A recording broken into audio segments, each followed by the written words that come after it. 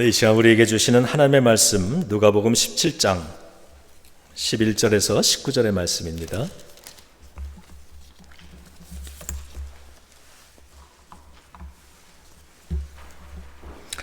누가복음 17장 11절에서 19절까지의 말씀 제가 봉독해 드리겠습니다.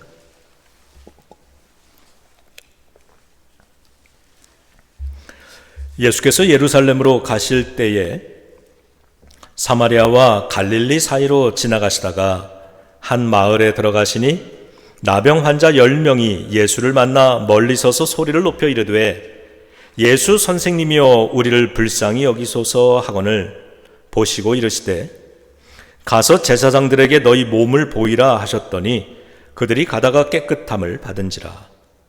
그 중에 한 사람이 자기가 나은 것을 보고 큰 소리로 하나님께 영광을 돌리며 돌아와 예수의 발 아래에 엎드려 감사하니 그는 사마리아 사람이라. 예수께서 대답하여 이르시되 10사람이 다 깨끗함을 받지 아니하였느냐? 그 9은 어디 있느냐? 이 이방인 외에는 하나님께 영광을 돌리러 돌아온 자가 없느냐 하시고 그에게 이르시되 일어나 가라. 내 믿음이 너를 구원하였느니라 하시더라. 아멘. 하나님의 말씀입니다.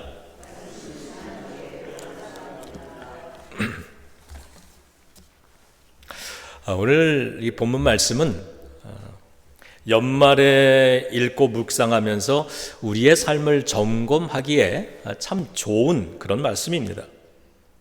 악성 피부염을 앓던 피부병을 앓던 10명의 환자들은 예수님을 찾아가 간청을 했고요. 그리고 병이 치유되는 은혜와 축복을 받았습니다. 지난 한 해를 되돌아보면 이러한 일들이 우리의 인생 속에서도 많이 있었을 것입니다.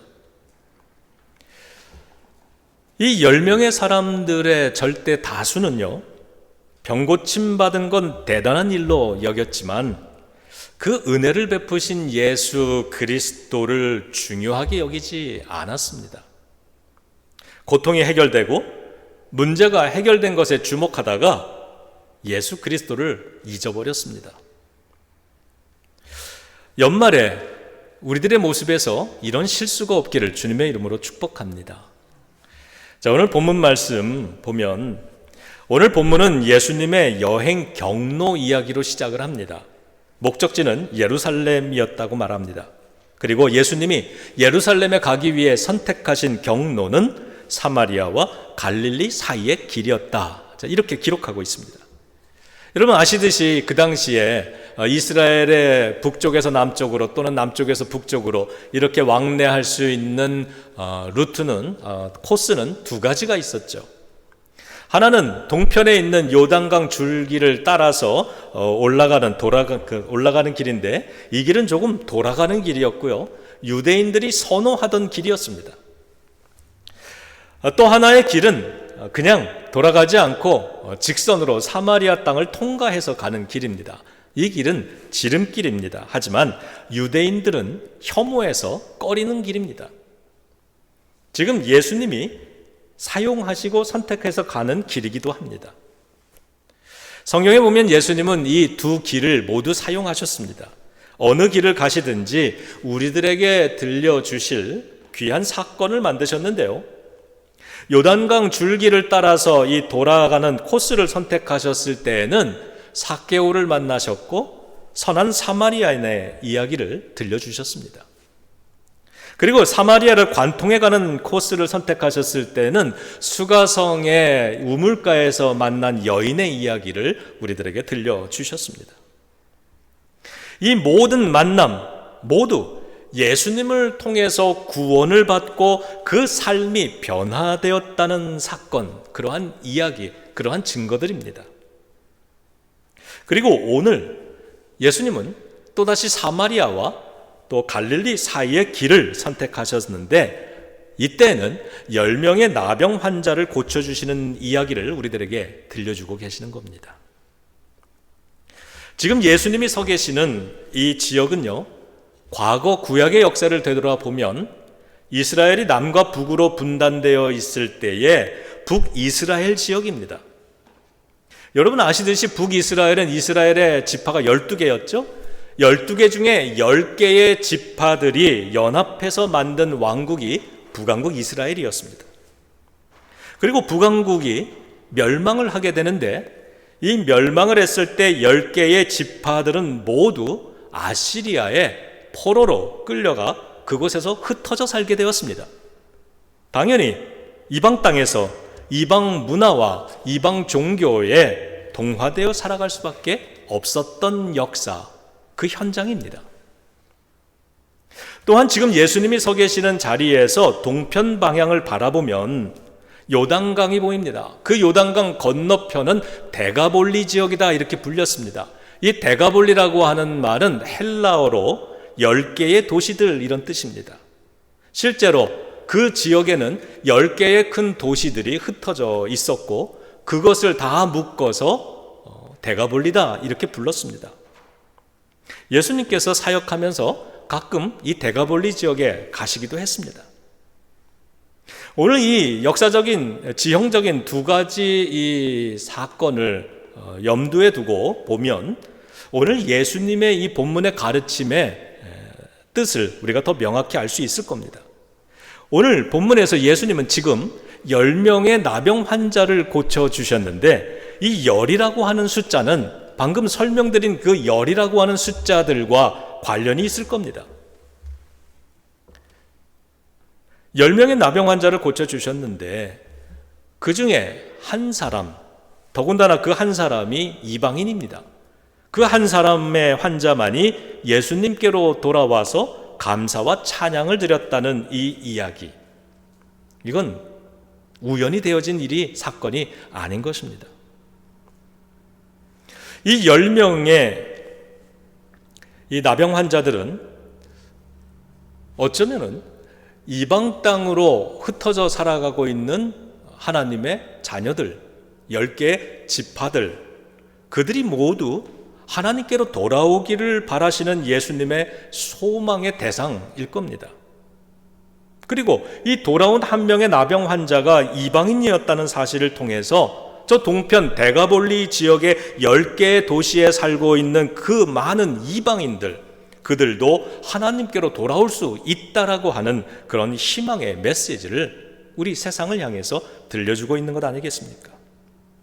오늘 이런 내용을 염두에 두고 오늘 본문 속으로 좀 들어가 보겠습니다.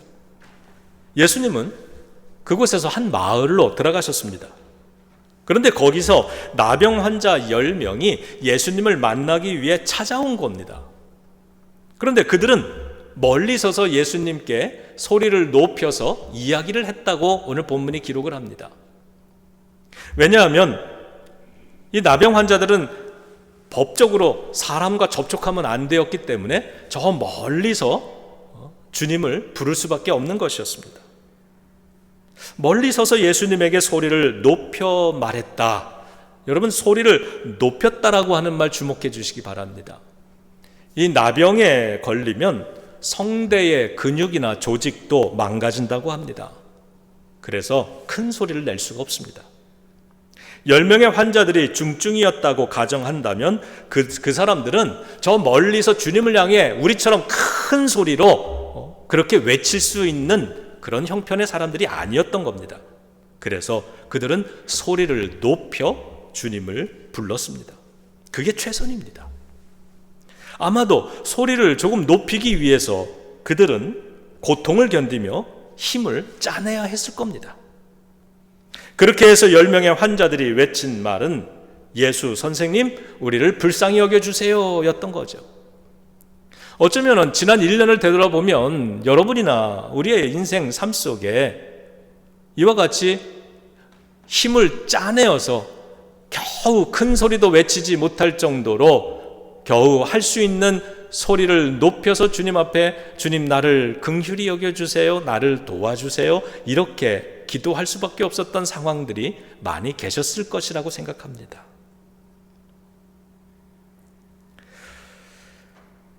그런데 이상한 점이 여기에 있습니다. 이 외침을 들은 예수님이 그들을 보셨습니다. 그리고는 곧바로 이렇게 말씀을 하셨다는 겁니다. 제사장들에게로 가서 너희 몸을 보여주어라 그랬어요. 여러분 잘 아시겠지만 구약 성경에 의하면 당시에 이 율법에 따르면 이 나병 환자들은 마을 바깥으로 추방되어서 격리 생활을 해야 했습니다. 그들은 마을로 들어올 수가 없었습니다. 그런데 격리 생활을 하다가 만약에 그 병이 나으면 제사장들에게 가서 자기 몸을 보여주고 제사장은 검사를 한 다음에 완치 판정을 내려주게 됩니다. 그러면 이 환자들은 그 기쁨을 가지고 하나님 앞에 제사를 드리면서 정결 예식을 받고 그리고 마을로 가정으로 돌아가 일상생활로 복귀를 할 수 있었던 겁니다. 그러니까 지금 예수님께서 이 10명의 병자들에게 너희는 제사장에 가서 몸을 보여라 라고 하는 말씀은 그런 절차를 행하라는 뜻입니다. 이미 병이 나았으니까 가서 보여주라고 하는 뜻이죠. 그런데 여기 이상한 점이 있습니다. 이 병자들의 나병은 아직 그대로 있다는 겁니다. 여러분 14절 한번 읽어보시기 바랍니다. 14절 한번 띄워주시겠어요? 자, 읽습니다. 보시고 이르시되 가서 제사장들에게 너희 몸을 보이라 하셨더니 그들이 가다가 깨끗함을 받은지라. 언제 깨끗함을 받아요? 가다가. 그러니까 깨끗함을 받고 간 게 아니라 아직 병이 있는데 주님이 제사장에 가서 몸을 보여주라 그러니까 이상하게 생각했을 겁니다. 이건 뭔가 말이 안 되는데, 하지만 그럼에도 불구하고 이 10명의 병자들은 예수님의 말에 순종했다는 겁니다. 여러분 믿음이 있잖아요. 이게 믿음이잖아요. 믿음이 있었던 겁니다. 그래서 제사장을 향해서 가는 도중에 병이 깨끗이 나은 겁니다. 그런데 이어지는 장면에서 이 사람들 중 9명에게 문제가 있다고 말하지 않습니까? 문제가 있다는 걸 보여주잖아요.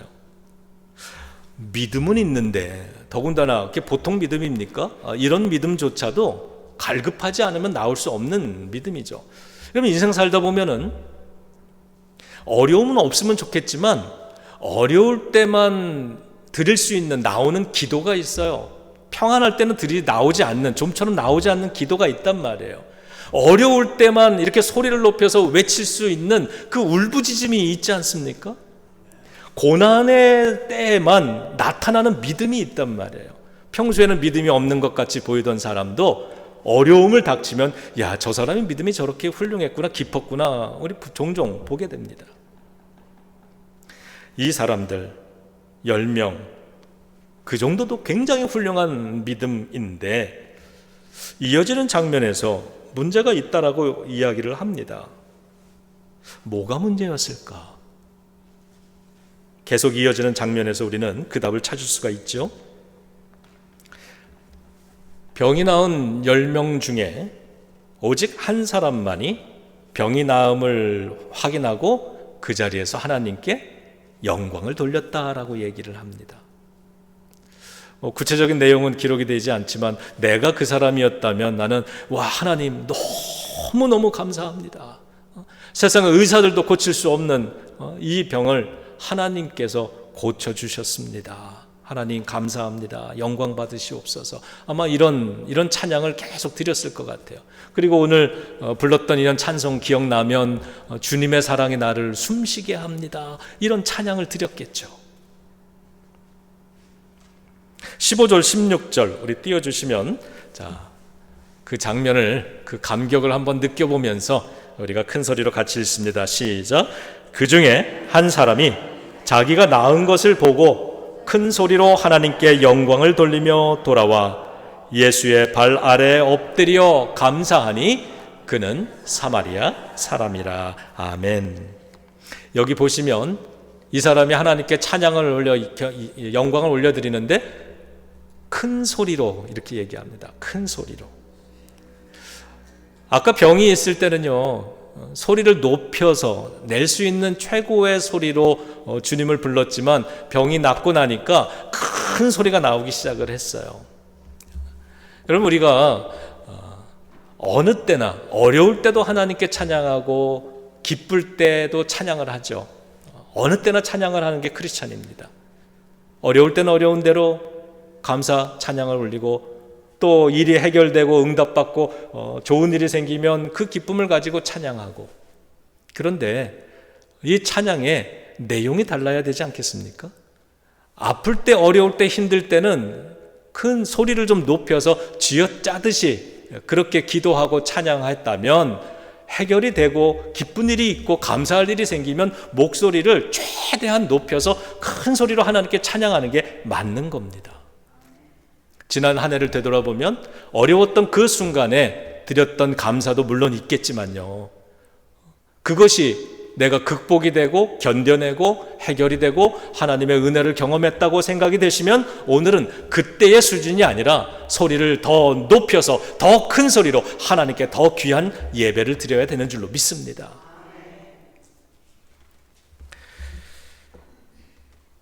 병이 치유돼서 큰 소리를 낼 수 있었고, 그 목 상태를 가지고 그가 제일 먼저 한 것도 하나님께 영광을 돌리는 것이었다. 나머지 9명은 그러지 못한 거예요. 이 나은, 고침받은 이 목소리, 크게 나오는 목소리를 가지고 하나님께로 찬양으로 나아간 것이 아니라 아마도 제일 먼저 가족에게로 뛰어갔겠죠. 그래서 가족들을 향해서 큰 소리로 얘들아, 내가 나았다, 이렇게 얘기했을 겁니다. 그런 상황을 염두에 두고 읽으면 이 한 사람의 모습은 쉽게 나올 수 있는 행동이 아니라는 겁니다. 여러분, 이런 상황에 내가 닥쳤을 때 우리에게도 그저 집으로 먼저 뛰어가서 이 소식을 알릴 수 있는 가능성이 90%, 그런 상황에서 하나님께 먼저 감사의 예배, 찬양, 예물을 드릴 수 있는 가능성은 10% 정도가 보통 사람들의 마음속에 있는 것이겠구나 생각이 듭니다. 그런데 나는 이 10%의 가능성을 붙들기 위해서 더욱더 오늘 말씀을 가지고 다짐하고 이 말씀을 마음에 새기고, 그런 순간이 온다면 나는 이 한 사람처럼 행동해야 되겠다는 그런 결심을 해보는 것입니다.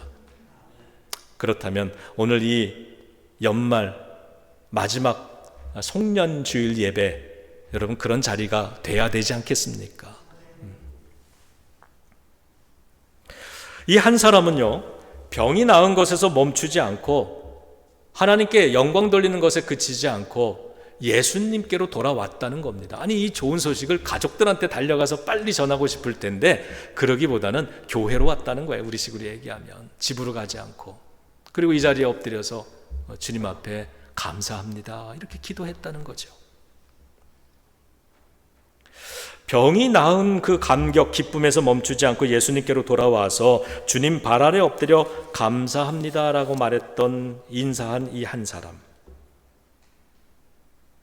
그 인사를 받은 예수님은 나머지 9명을 찾으셨습니다.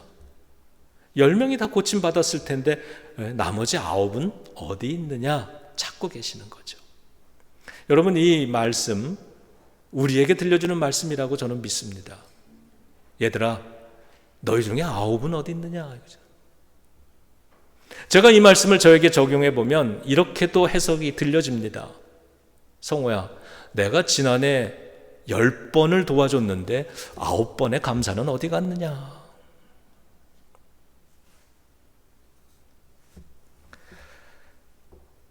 나머지 9명의 사람들이 감사를 드리지 않는 것을 비추어 보면 지금 이 사람, 이 감사, 이건 진심에서 우러나오는 감사라고 우리가 생각해 볼 수 있겠습니다. 그리고 성경은 이 한 사람이 사마리아 사람이라고 말을 합니다. 이 말씀이 또 저에게는 이렇게 부끄럽게도 들립니다. 아니, 어떻게 교인들보다 세상 사람들이 감사를 더 잘하고 사느냐, 이런 목소리도 들려요. 그 정도 은혜를 베풀었으면 세상 사람들, 교회 안 다니는 사람들도 감사를 하겠다. 그런데 크리스찬인 너희들, 하나님 앞에 더 감사해야 되는데 왜 불평이 이렇게 많고, 왜 이렇게 원망이 많고 걱정과 근심이 많느냐, 이런 목소리로 저에게는 다가옵니다. 여러분에게는 어떻게 다가가십니까? 이제 예수님께서 이 한 사람에게 이렇게 선포하십니다. 일어나 가라, 너의 믿음이 너를 구원했다. 여기에서 대단히 큰 중요한 사실을 발견하게 됩니다. 여러분, 우리가 이 사실 잊어버리면 안 될 것 같아요.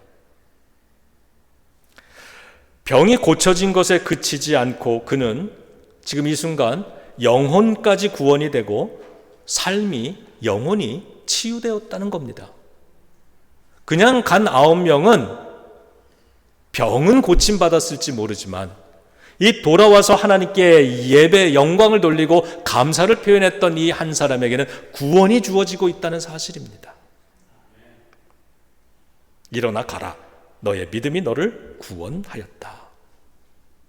일어나 가라라 그랬으니 이제 삶의 자리로 돌아가는 그 발걸음, 치유만 받은 게 아니라 구원도 받아서 그 삶이 예전과 달라지는 삶, 그 인생이 주님의 치유의 은혜의 손길을 통해서 그 인생이 완전히 변화되는 그러한 삶이 되도록 주님이 보내어 주신다. 여러분, 오늘 이 자리에서 우리가 이 한 사람을 기억하며 이 한 사람의 모습과 같은 그렇게 하나님께 경배하고 감사하는 일에 여러분 우리가 실패하지 않는다면 우리의 믿음이, 더 나아가 우리의 삶을 진정으로 변화시키고 구원에 합당한 삶을 살아가는 그러한 축복까지도 주게 되는 줄로 믿으시기 바랍니다. 지난 1년 좋은 일이 있었던 것에 대한 기쁨만으로는 오늘의 이 예배를 충족시킨다고 볼 수 없는 겁니다. 우리의 예배는 찬양과 감사까지 도달해야 합니다.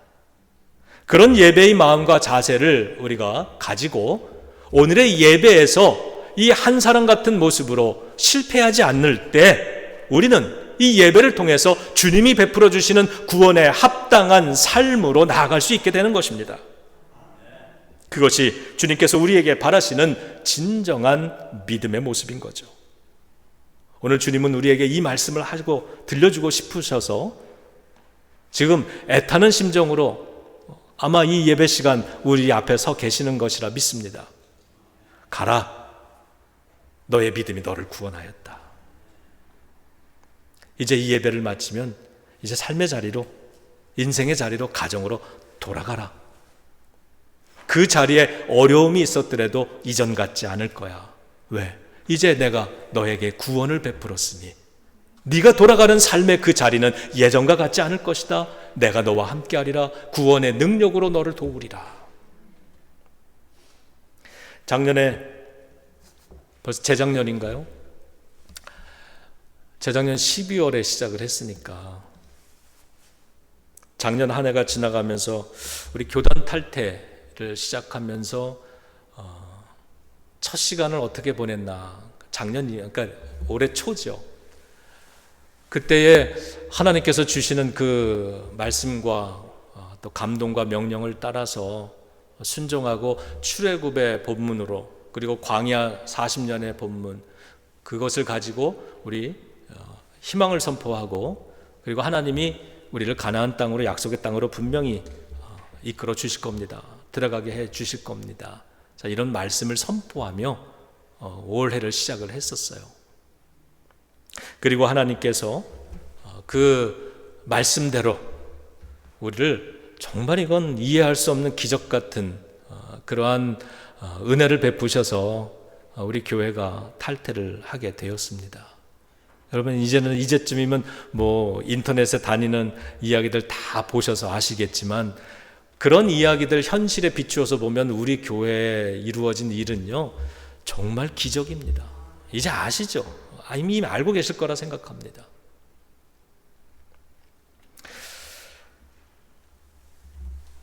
그런데 이 성경을 보면 이스라엘 사람들 가나안 땅에 들어가 그 풍요로운 축복된 인생을 살게 되었는데 그들의 모습이 어떻게 변질됩니까? 우상을 섬기고 하나님께 제사를 드리지 않고 이러면서 범죄하는 인생이 되었는데 까딱 잘못하다가 저와 여러분들 우리들도 이 하나님의 베풀어 주신, 해결해 주신 오늘에 취해서 우리도 잊어버릴 수 있겠구나. 이 9명처럼 이 고통 속에서 해결받은 이 문제가 해결된 것, 여기에 집중하다가 예수 그리스도 하나님께 영광 돌리는 이 삶의 본질 의무를 잊어버리는 것처럼 우리도 그럴 수 있겠구나 하는 그러한 경각심을 갖게 되었습니다. 지난 1년 모든 것이 다 법적으로 다 끝나고, 그리고 모든 게 다 해결이 된 다음에 우리 창립 예배도 정말 아름답게 드렸습니다.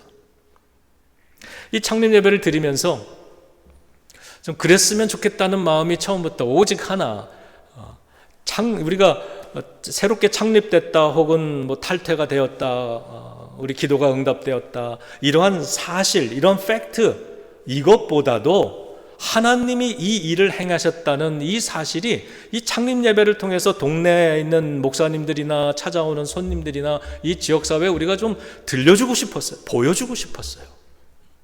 우리가 한 것이 아니라 하나님이 연약한 우리를 들어서 이런 어마어마한 일을 행하셨습니다. 우리가 믿는 하나님은 이런 하나님이고 하나님이 우리를 이만큼 사랑하시니 우리는 특별한 존재입니다. 이거를 말하고 싶었습니다.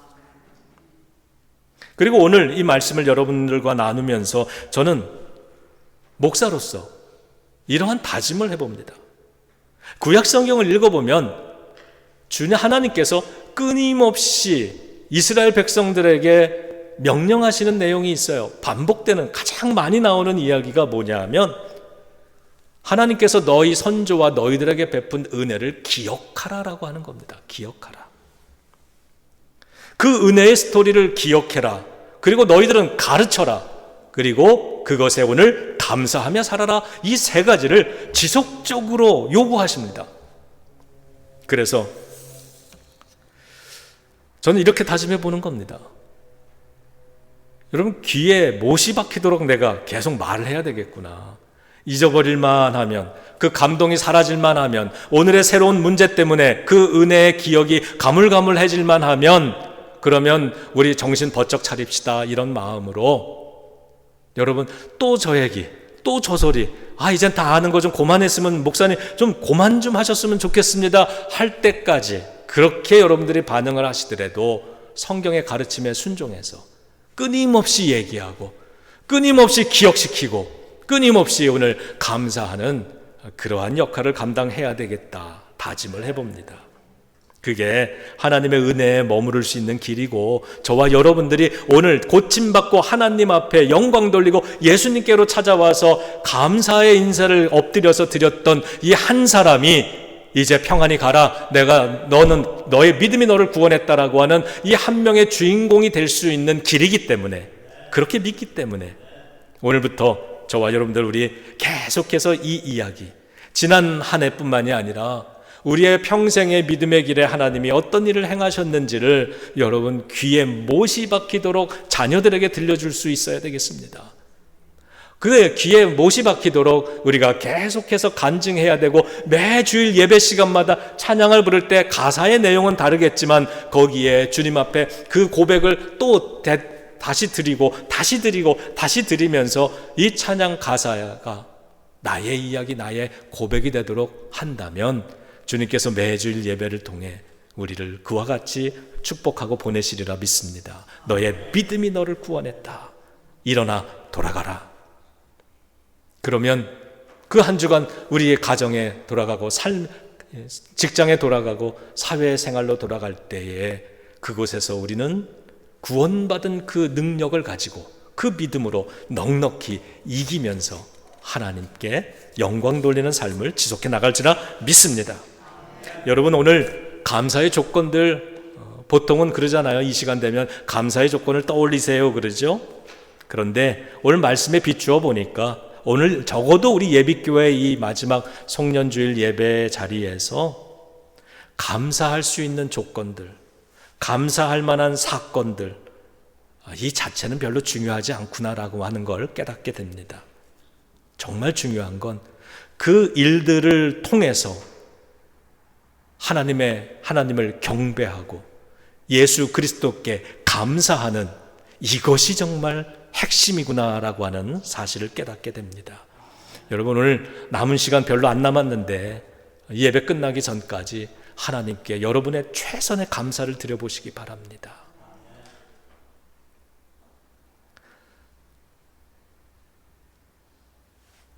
최선의 예물도 드려보시기 바랍니다. 올 한 해 어떤 은혜가 있었습니까? 여러분 어떤 응답을 받았습니까? 어떤 치유를 받았습니까? 어떤 축복을 입었습니까?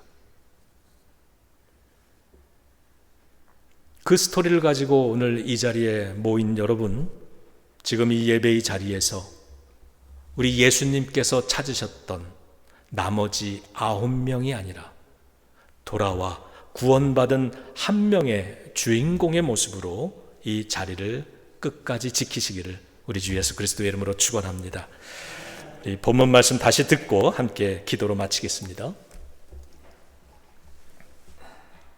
예수께서 예루살렘으로 가실 때 사마리아와 갈릴리 사이로 지나가시다가 한 마을에 들어가시니 나병 환자 10명이 예수를 만나 멀리 서서 소리를 높여 이르되 예수 선생님이여 우리를 불쌍히 여기소서 하거늘 보시고 이르시되 가서 제사장들에게 너희 몸을 보이라 하셨더니 그들이 가다가 깨끗함을 받은지라.